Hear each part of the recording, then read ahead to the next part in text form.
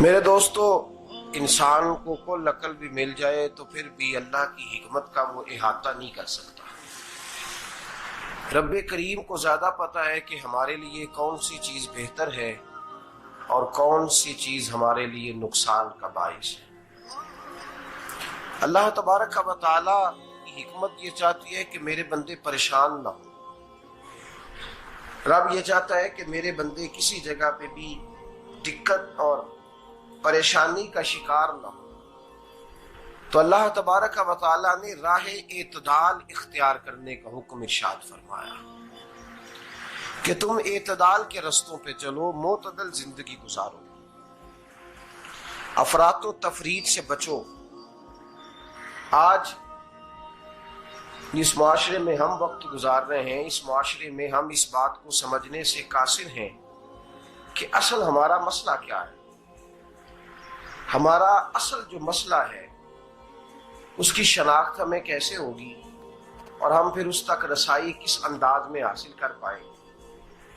ہم ہمیشہ اپنی آمدن بڑھانے کے چکر میں رہتے ہیں،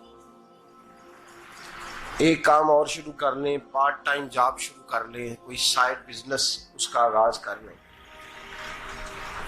ہماری جو دوڑ لگی ہوئی ہے وہ لگی ہے کام بڑھانے میں، آمدن بڑھانے میں، حالانکہ اسلام ہمیں یہ کہتا ہے کہ تو آمدن بڑھانے کے چکر میں نہ پڑ، اصل بات یہ ہے کہ تو اپنے خرچے کنٹرول کر۔ تنگ انسان وہ نہیں ہوتا جس کی آمدن تھوڑی ہوتی ہے، یہ توجہ کیجیے گا میری بات، یہ قیمتی بات ہے اور گفتگو ساری کا لب لباب ہے۔ تنگ بندہ وہ نہیں ہوتا جس کی آمدن تھوڑی ہوتی ہے، اصل پریشان وہ ہوتا ہے جس کے خرچے زیادہ ہوتے ہیں۔ اور ہمارا جو روزمرہ کا نقصان ہو رہا ہے نا، وہ آمدن کے معاملات میں نہیں ہو رہا۔ بنیادی نقص جو واقعہ ہو رہا ہے وہ یہ ہے کہ ہمارے اخراجات زیادہ ہیں اور وہ اخراجات کسی اور نے نہیں بڑھائے، وہ خرچے ہم نے خود بڑھا لیے ہیں اور اب ہمیں اس کا نقصان بھگتنا پڑ رہا ہے۔ اور اگر آپ صحیح معنوں میں ٹٹولیں تو جو بہت امیر لوگ ہیں وہ تو ان خرچوں سے بچ گئے۔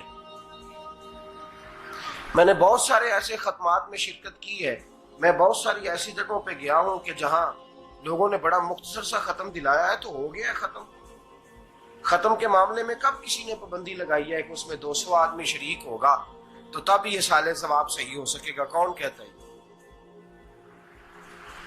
یا شادی کے موقع پر اگر سارے بہن بھائیوں کو نہ بلایا گیا تو میری شادی پایہ تکمیل تک نہیں پہنچے گی، اس میں برکت نہیں ہوگی، یہ کس نے فتویٰ دیا ہے؟ معتدل زندگی کا اسلام حکم دیتا ہے۔ میں پڑھ رہا تھا کہ ایک بہت بڑا صدر ہے، غالباً سوڈان کے صدر کی بات ہو رہی تھی، تو اپنے بیٹے کی بارات لے کے گیا تو 4 لوگ گئے ہیں بارات اور 15 لوگوں کا اس نے اہتمام کیا اپنے گھر میں کھانا کھانے کا، تو کیا شادی ہو گئی کہ رک گئی؟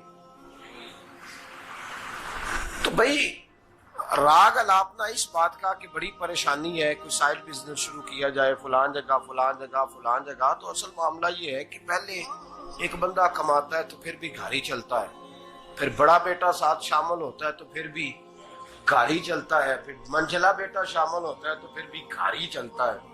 جو رونا دادا جی رویا کرتے تھے کہ بڑی مصیبت ہے، بڑی مشکل ہے، گاؤں میں رہ اکیلے ہوتے تھے اور وہ 5 بچوں کو اور 4 بچیوں کو وہ پالتے تھے، تو جو وہاں پریشانی تھی وہی آج پریشانی شہر میں آ کر پڑھ لکھ کر موٹی تنخواہ لے کر وہی پریشانی ہمیں ہے۔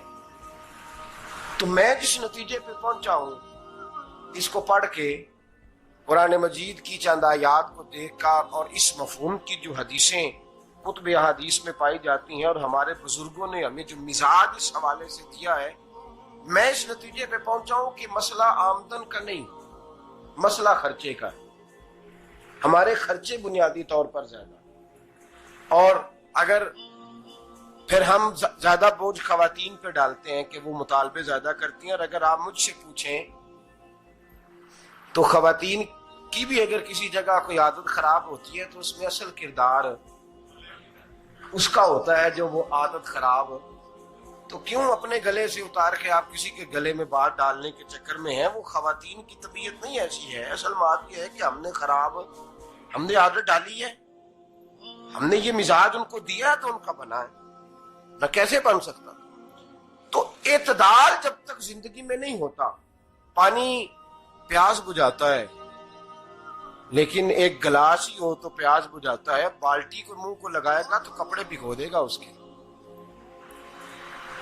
حالانکہ پانی بری چیز کا نام نعمت ہے نا بہت بڑی اللہ کی، لیکن پیالے میں ہی اچھا لگتا ہے. کوئی مٹکا منہ کو لگائے گا تو تانگ ہوگا، پیالہ ہی بہتر ہے اس کے لیے. تو میرے دوست، مٹکے سے بھی بعض اوقات کام چل جاتا ہے، لیکن اگر کوئی کہے نہیں مجھے دریا ہی چاہیے تو اس کا تو گھر بہ جائے گا، سارا گھر بہ جائے گا اس کا. ہمیں دریا قابو کرنے کا موڈ بنایا ہوا ہے تو اس سے گھر بہا کرتے ہیں، اس سے گھر بنا نہیں کرتے.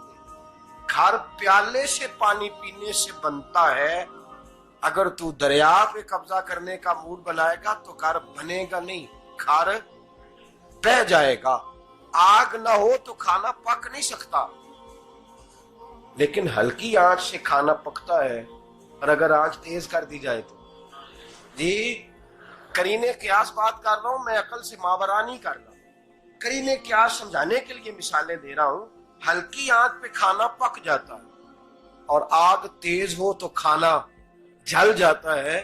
تو کھانا اتنی دیر کھانے کے قابل رہتا ہے جب تک وہ ہلکی آنچ پہ پکتا ہے. تو جتنی مرضی تو کہتا ہے نہیں میرا گزارے نہیں، آگ تیز ہونی چاہیے، تو میاں جل جائے گا، جل جائے گا. ہوا نہ ملے تو سانس نہیں آتی، ٹھیک ہے؟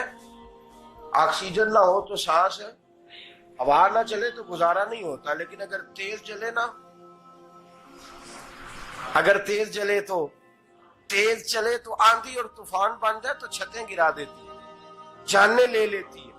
ہم ہیں طوفان کے چکر میں، ہم ہیں دریا کے چکر میں، ہم ہیں بڑے لاؤ کے چکر میں. تو میاں ہلکی آنچ ہی اچھی ہے، یاد رکھ. اور ایک گلاس پانی کا اعتدال سے ملتا رہے تو وہی ملتا رہے، ضرورت کے وقت وہی بہتر ہے. تو پورے دریا پہ قبضہ کرنے کا پروگرام نہ بنا، تانگ ہو جائے گا.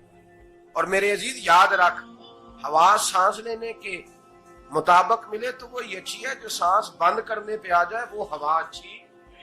ہم نے چکر چلا لیا ہے کہ زیادہ پیسہ، راتوں رات پیسہ، لمبا پیسہ، یہ پلاٹ بھی میرا، وہ پلاٹ بھی میرا، گجرا والا بھی، گجرات بھی، لالا موسیٰ کھاری اور پنڈی تک جہاں میں جاؤں میرے نام کی تختیاں لگی ہوئی ہونی چاہیے.